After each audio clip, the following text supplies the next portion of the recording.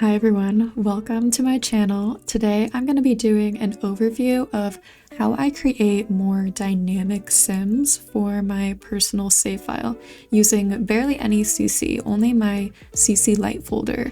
And that is a small collection of custom content that I have separate in my mods folder that I won't ever be deleting.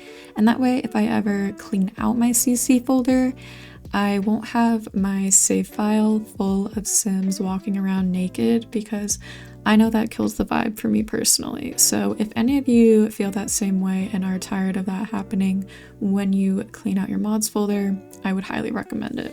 I'm about to bring you into CAS and show you how I made these townies named Laura and Jordan Parham and their little family, and tell you a little bit about them, as well as how I make each of my townies feel unique in my brain and make my save file feel so much more full of life. In general, this game is most fun in my opinion when I feel very invested in the characters and the world that I've built, and I want to pay attention to the details as I play. That's definitely not the case for everyone, as there are infinite ways to play this game, and that's part of what makes it so fun, but that is how I most like to play and when I know that I'm invested. These sims that I made for this showcase are Laura and Jordan Parham, who are married with an infant son named River and their sweet dog and Laura's best friend named Lucy. And Laura is very adventurous, outdoorsy, loner type of sim. She loves fishing and gardening and is always crafting something, which is something that her wife absolutely loves. And Jordan, on the other hand, is a teacher and is a bit more sophisticated than Laura, but they bring out the best in each other, especially now that they are parents. They actually don't wear wedding rings though, because that's just not really their vibe.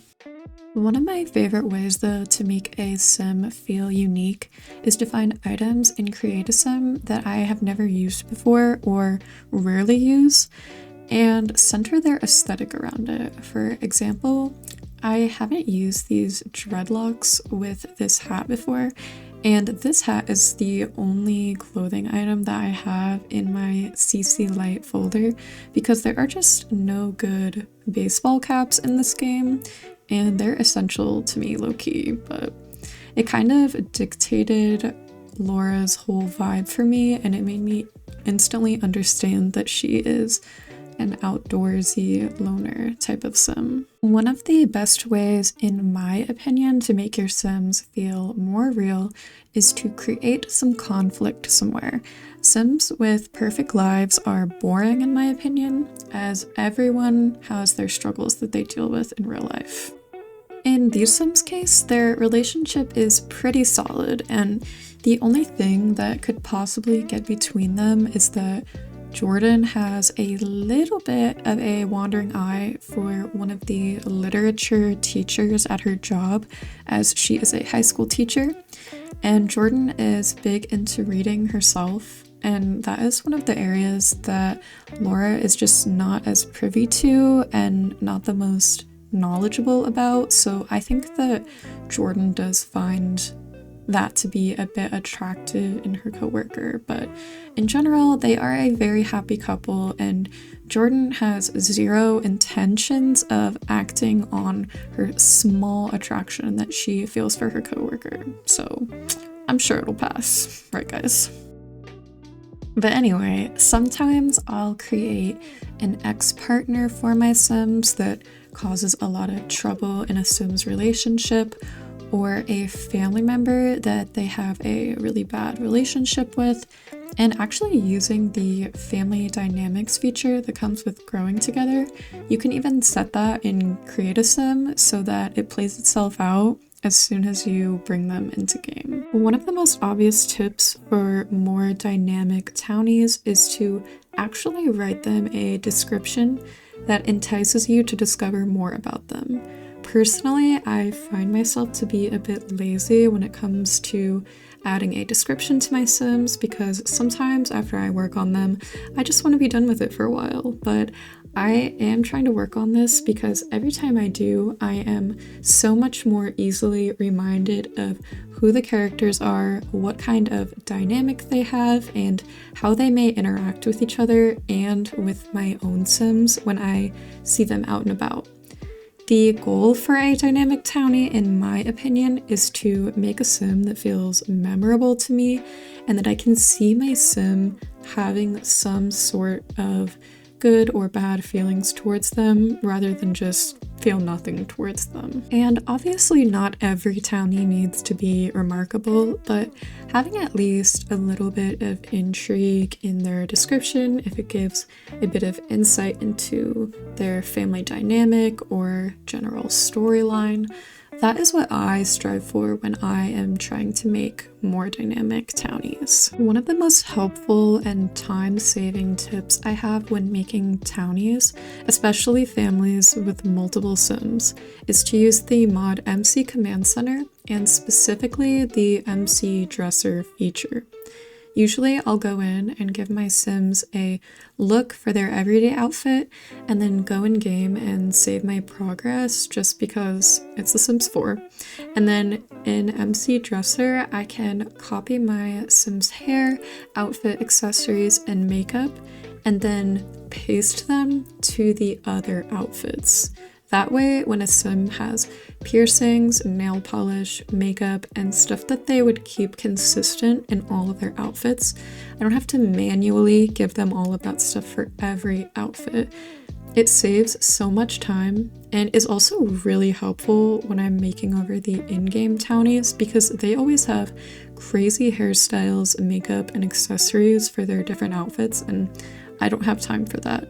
Also, it makes the Sims feel more real when they're not just randomly missing their accessories in one of their outfits. I know this can look a bit scary or daunting since I'm moving kind of quickly through it, but I've just done it so many times for so many of my townies that it feels like second nature. But I promise, when I first started using this feature, I was very overwhelmed, but once you get the hang of it, it's a major lifesaver and time saver. Unless the Sims have a randomly generated cute outfit in one of the other categories, I often like to just make all of their outfits the same as their everyday wear while I do this, so that I can kind of keep their vibe in mind and always be reminded of what it is, because sometimes the randomized outfits kind of get me off track and I end up just picking something similar to the randomized look rather than thinking about who they are and what they might wear and then deciding. I hope that makes sense, but it's an unnecessary step to paste all of the outfits as the everyday wear, but it just helps me personally. However, the pasting of makeup, hair, and accessories is not optional to me. Like, I will not be in the mood to create townies if I have to do all of that myself. So obviously I didn't leave their outfits like that. I went in and redid them for all of their categories, and I also set their jobs and I gave them some skills. And now I want to talk a little bit about how I choose the houses for my save file townies. I like to think about what kind of house these Sims would live in, what jobs they have, and who they are as people when deciding what world I want my Sims to live in. Because when the Sims match the vibe of their surroundings, I feel like it really ties the environment together when I see Sims walking around and I know a bit about who they are and why they live there. I felt like these Sims would be in a slightly nicer home than a starter home, not huge, but in a suburban area with nature around, as that is totally Laura's vibe. And I thought that this house by florwalsims matched their energy perfectly. This is just a cozy 2-bedroom house, not too fancy, but not too rundown either. This is probably one of the least rundown florwalsims houses I've seen. I love her builds and her save file. But anyway, here is more of the house. It is super cute 2-story and very cozy. And I'll probably just change this bedroom to be more of a nursery vibe with a crib for them, but other than that, I don't think I'll really need to change much. And they even already have like a kiddie pool out there for River when he gets a tiny bit older. Real quick, I did just want to talk about one more mod that I use that is pretty essential in my opinion in terms of townies, and that is Carl's sim spawner and filter tool. And basically what it does is it filters out what sims will appear in your world. So you can choose, for example, block by homeworld, and we're in Willow Creek right now. So if I go to Willow Creek, you can see I have all the other worlds disabled from spawning so that all of the people walking around will be people that live in this world, and I find that that really helps with my immersion in the game and making it feel like a more customized experience, if that makes sense. Like the people that are walking around in the world actually live there. And what's also cool is that you can disable a specific world or enable a specific world. So if I wanted Sims from Tartosa to be able to come here, I can do that, and then only Tartosa and Willow Creek citizens will be allowed to walk around here. One last note is it's important not to play in this base save file too much, as The Sims is very chaotic and will make some crazy relationships happen, and people will move into other households and have babies with them, which I don't mind usually, but I will always hit save as when I'm starting a new gameplay so that the original save is preserved for the next time I want to start a new gameplay. That's all I have for you today. As always, my personal save file is always a work in progress, but that's part of the fun of building it, in my opinion. And thank you everyone for watching, and thank you for all of the support on my first few videos. It means so much to me, and I can't wait to keep making new Sims content for you guys. Alright, thanks again, and I'll see you in my next video.